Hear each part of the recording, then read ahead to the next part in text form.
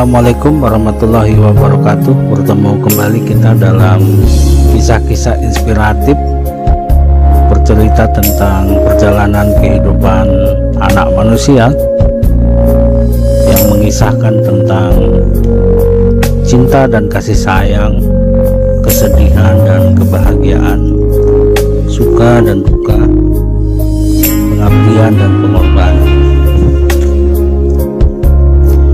Kisahku pada ibu. Senja ini akan berlalu, menyisakan rintik gerimis diterpa mentari yang pulang, menyuguhkan pemandangan warna pelangi, bak selendang bidadari yang tengah mandi. Sebagaimana dongeng yang aku dengar setiap nenek mengunjungi kami. Dari kejauhan, rasa rindu tingkat dewa tak terperi pada negeri yang berkisah tentang perjalanan kehidupan anak-anak desa. Seperti percuma saja kini diomai dengan propaganda akan berakhirnya suatu negara kebangsaan, the end of nation state. Sedikit pun sungguh aku tak akan percaya. Saat merasakan deburan ombak pantai Kuta bersahutan mengantar mentari pulang, rinduku pada pantai Sasak yang mengentap pada negeri nan rancak kian memuncak. Ditulis Pujangga Walmiki dalam kisah Ramayana sebagai negeri berjuluk Suwarna Dwipa, negeri Pulau Emas, dalam kisah yang menceritakan pencaharian Sinta, istri Rama yang diculik Rahwana. Kenangan yang meninggalkan untaian makna perjalanan kehidupan yang tak datang, mendaki melewati semak belukar, pepohonan lebat, hutan belantara, lembah, tebing dan jurang yang terjal dan sangat dalam. Untuk mencapai puncaknya, menumpuk sembilan pelangi, dipenuhi taman surga. Negeri yang membentang luas, lembah subur nan sambung menyambung, menghampar di sepanjang perbukitan yang berbaris.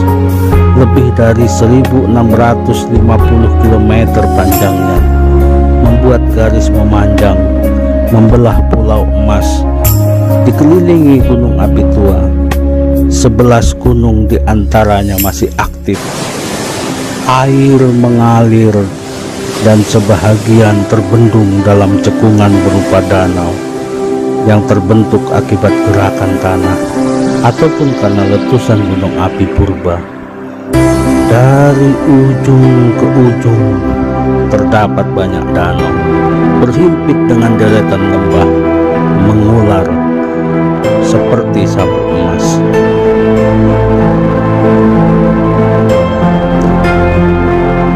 Bila rindu datang seperti sekawan, aku membuka lembar demi lembar naskah, dokumen dan buku-buku sejarah lama tentang negeri Pulau Emas ini. Seperti cerita dongeng saja pikirku. Semua naskah, dokumen dan buku sejarah menuliskan semua kemakmuran dan kegemilangan negeri ini. Begitu mempesona dan menakjubkan. William Marsden menyebut negeriku ini diduga sebagai tempat armada Solomon. Nabi Sulaiman mengambil muatan emas dan gading jauh sebelum Belanda datang dan mengeruk emas. Perdagangan emas di pulau ini sudah berlangsung lama. Marie France de Puigat dan Daniel Perret menyebut bahwa pengelana Tom Piris di awal abad 16 mencatat bahwa emas diperdagangkan di seluruh pelabuhan Pulau Emas ini.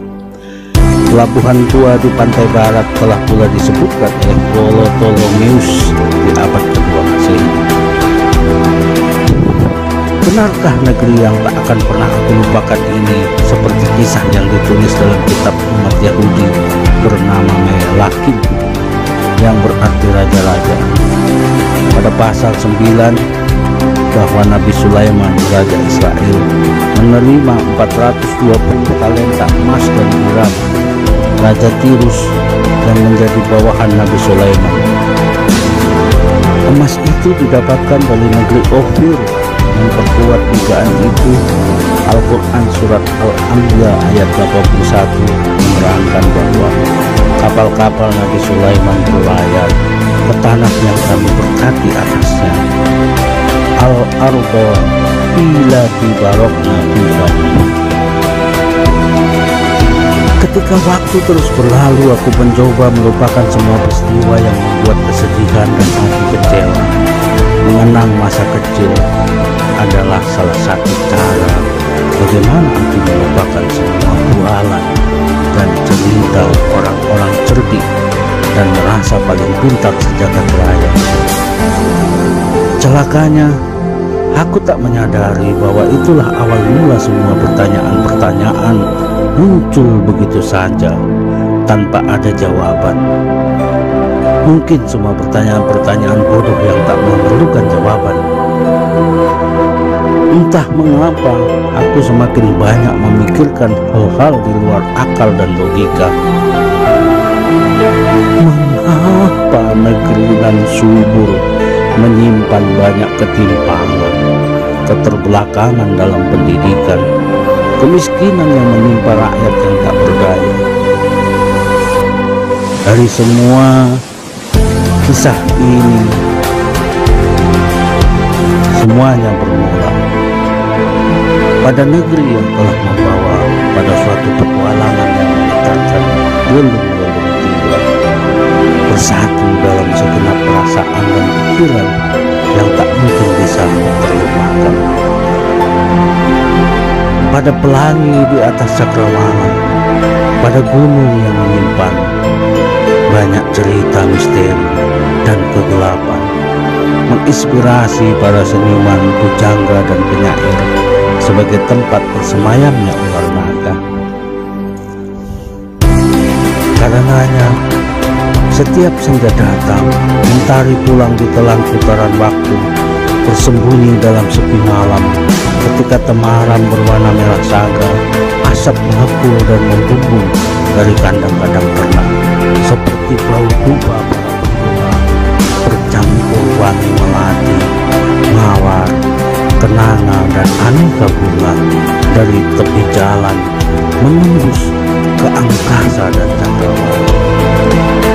Lampu suluh dari bambu kami bawa berbaris-baris menerangi jalan berbatu tempat kami menuju langgar tepi kolam. Kanan kiri jalan yang kami lewati dipenuhi dengan semak belukar, dengan padang ilalang, lebat dedaunan pohon mahoni tua berusia ratusan tahun menambah malam semakin gelap pekat. Ada tiang-tiang besi berdiri bekas mengalirkan arus listrik untuk menerangi pabrik kelapa sawit, rumah sakit, rumah-rumah dinas para pejabat penguasa penjajah Belanda. Dengarlah ibu, aku akan tetap menceritakan semuanya padamu.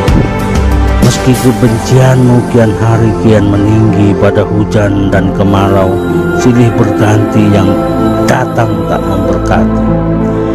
Meski bunga-bunga telah layu sebelum mengembang, meski harapan-harapan dikandaskan, meski kebenaran disulukkan, meski kejujuran digadaikan, meski keadilan diperjualbelikan, meski pengkhianatan diagung-agungkan, meski caci maki dan fitnah membencimu sampai membumbung ke cakrawala, sampai tak satu pun lagi yang mencintai dan melindungimu. Percayalah, aku hanya ingin berpesta dansa dan bernyanyi lagu Melayu kesukaan, hanya denganmu, menemanimu seperti embun yang mengkristal bergelayut di ujung dedaunan hijau. Bila waktunya tiba, aku ingin merayakan ranum wajahmu yang bercingkrap pelan di antara bukit dan pegunungan pipimu yang roman rasakan. Biarpun tinggal aku sendiri, aku akan setia mendekat